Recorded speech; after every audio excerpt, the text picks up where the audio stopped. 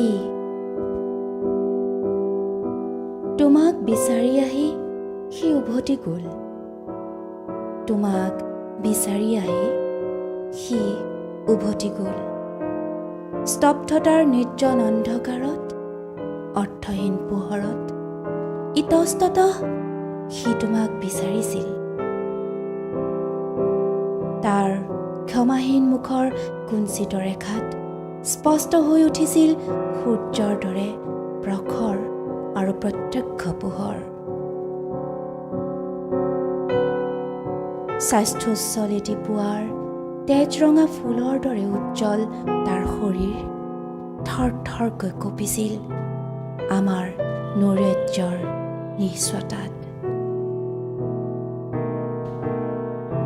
মোৰ ভয় লাগিছিল, মোৰ ভয় লাগিছিল। সি যদি তোমাক লগ পায়। মই দুৱাৰ খিৰিকীবোৰ বন্ধ কৰি দিলোঁ।